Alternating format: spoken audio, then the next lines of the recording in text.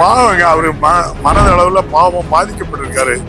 அவரை போட்டு ரொம்ப நெருக்கடியாங்க பண்ணுது. தேர்தல் பிரச்சாரத்துக்கு சேலம் மாவட்டத்தை அனுமதி மறுப்பு தெரிவிச்சு அத நீங்க அந்த கொடுத்த காவல்துறை அதிகாரிட்ட போய் கேட்க சொல்லுங்க.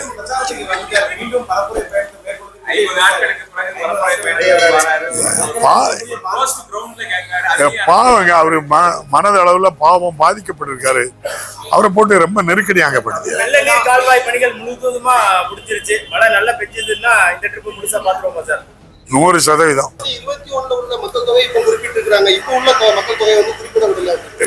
ரொம்ப சிம்பிள் தம்பி.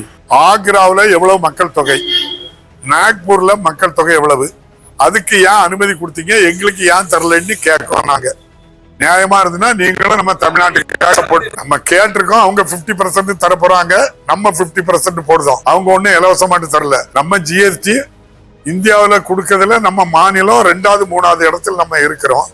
அவங்க இந்த 50% தரதுக்கு உடனடியா தரணுமே தவிர அதுக்கு அனுமதியும் தந்து பணத்தையும் தரணும்.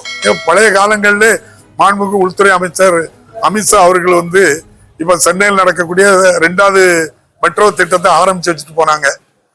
ஆரம்பிச்சு இந்த கவர்மெண்ட் 2 வருஷம் கழிச்சுதான், இந்த கவர்மெண்ட் வந்ததுக்கு அப்புறம் தான் நம்ம முதல்வர் எழுதிதான் அதுக்கப்புறம் தான் என்ன தந்தாங்க, அனுமதி தந்தாங்க, நிதியும் தந்தாங்க.